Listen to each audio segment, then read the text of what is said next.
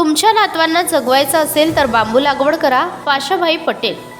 तरुणांनी मुंबई पुण्याकडे न जाता शेतीकडे वळावे. रोजगार हमी व फलोत्पादन मंत्री भरत गोगावले.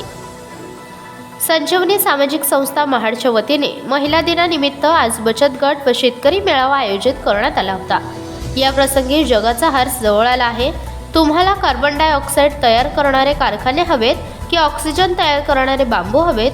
तुमच्या नातवांना जगवायचं असेल तर बांबू लागवड करा, असा परखड सल्ला बांबू मॅन माजी मंत्री पाशाभाई पटेल यांनी महाड येथे दिला. तर तरुणांनी नोकरीसाठी पुण्या मुंबईला न जाता गावाकडे या आणि शेती करा. आम्ही तुम्हाला मदत करतो, पण कृपया शेती विकू नका, असा सल्ला रोजगार हमी व फलोत्पादन मंत्री भरत गोगावले यांनी या प्रसंगी दिला. संजीवनी सामाजिक संस्था महाडच्या वतीने महिला दिनानिमित्त आज महिला बचत गट व शेतकरी मेळावा आयोजित करण्यात आला होता. या प्रसंगी प्रसिद्ध बांबू मॅन माजी मंत्री पाशाभाई पटेल, रोजगार हमी व फलोत्पादन मंत्री भरत गोगावले, संस्थेच्या अध्यक्षा शीतल गोगावले, नंदकुमार मनरेगा महासंचालक राजेंद्र शहाडे, निलेश घुगे सहसचिव मनरेगा, जिल्हा प्रमुख प्रमोद घोसाळकर, बांबू तज्ज्ञ संजीव करपे, जिल्हा कृषी अधिकारी वंदना शिंदे आदी मान्यवर उपस्थित होते. आंतरराष्ट्रीय महिला दिनानिमित्त यावेळी मंत्री महोदयांच्या मातोश्री विठाबाई गोगावले यांचा आदर्श माता म्हणून गौरव करण्यात आला. तर पंतप्रधान नरेंद्र मोदी यांनी जी आरती केली त्या लखपती दिदी ज्योती शिंदे यांचा व महाड शबिना उत्सवात मध्यरात्री हरवलेल्या एका तरुणीला सुखरूप घरी पोहोचविले म्हणून संवेदनशील अधिकारी पोलीस उपनिरीक्षक विद्या राऊत यांचा सत्कार करण्यात आला. तसेच आझाद मैदान येथे कार्यक्रमस्थळी महिला बचत गटांमार्फत विविध प्रकारचे स्टॉल्स लावण्यात आले होते. महाडकरांना बांबू लागवड व त्यांच्या उपयोगाविषयी माहिती देणाऱ्या ऑक्सिजन रथाचे लोकार्पण करण्यात आले. या प्रसंगी बांबू मॅन माजी मंत्री पाशाभाई पटेल यांनी आपल्या लातूरच्या बोलीभाषेत परखड आणि अभ्यासपूर्ण भाषणात बांबू या वनस्पतीविषयी महत्त्व स्पष्ट केले. त्यांच्या भाषण कौशल्याने महिला वर्गात चांगलाच हशा पिकला.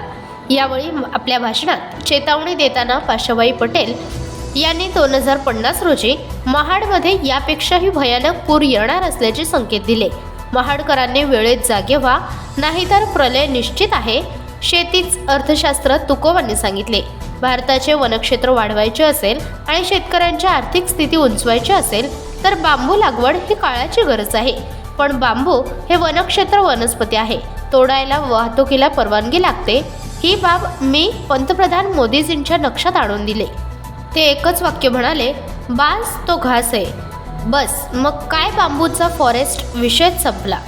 आता आपला शेतकरी बांबू उत्पादक होऊ शकतो आणि भविष्यात आपण चीनला यात मागे टाकू शकतो, असा विश्वास पटेल यांनी व्यक्त केला. ऑक्सिजन किंमत आम्हाला कोरोनात समजली. एका व्यक्तीला आयुष्यात 280 किलो ऑक्सिजन लागतो. 320 किलो बांबूंचं एक झाड देतं. 1 टन लोखंड बनवायला 9 टन कार्बन डायऑक्साईड बाहेर पडतो. स्टील अथॉरिटी ऑफ इंडियन स्टीलसाठी 80% दगडी कोळसा व 20% बांबू वापरला. वीज उत्पादनानेही हेच केले. त्यामुळे बांबू बांधकामापासून वीज उत्पादनापर्यंत सगळीकडे आता बांबूचा वापर होणार आहे. सरकार एका हेक्टरी 7 लाखांचं अनुदान देणार आहे. भात शेतीऐवजी बांबू लागवड करा. भरतशेठ तुम्हाला 300 कोटी देणार आहेत. 10% लोकसहभाग व 90% सरकारकडून सहकार खात्यातून बांबू उद्योग सुरू करा, अशी मोलाची माहिती पटेल यांनी यावेळी दिली. मनरेगा महासंचालक नंदकुमार यांनी भात शेतीच्या भरवशावर जगू नका, बांबू लागवड किंवा भाजीपाला लागवड करा, शेतीकडे वळा. मंत्री भरत गोगावले यांनी आज आपल्याला लोकांचं स्थलांतर थांबवायचं आहे. पुणे मुंबईपेक्षा 4 पट उत्पन्न तुमच्या शेतातून मिळणार आहे. जागा विकू नका, 4 पट मोबदला आम्ही देऊ. 264 योजना आम्ही देतो, त्याचा लाभ घ्या आणि शेती व शेतीपूरक व्यवसाय करा, असे ते म्हणाले. कृषी दर्पण न्यूज चॅनलसाठी राजेंद्र जैतपाळ, महाड, रायगड. संस्थेला खूप छान प्रतिसाद मिळाला, जेणेकरून माझ्या माताभगिनीला बचत गटाच्या ज्या आहेत त्यांनासुद्धा व्यवसाय मिळाला आहे. आज त्यांच्या माध्यमातूनच आपण या कार्यक्रमाला नाश्ता उपलब्ध केलेला आहे त्यांनी, आणि इथून पुढे बांबू प्रशिक्षणाच्या माध्यमातून त्यांना आपण विविध व्यवसायसुद्धा उपलब्ध करून नक्कीच देऊ. धन्यवाद.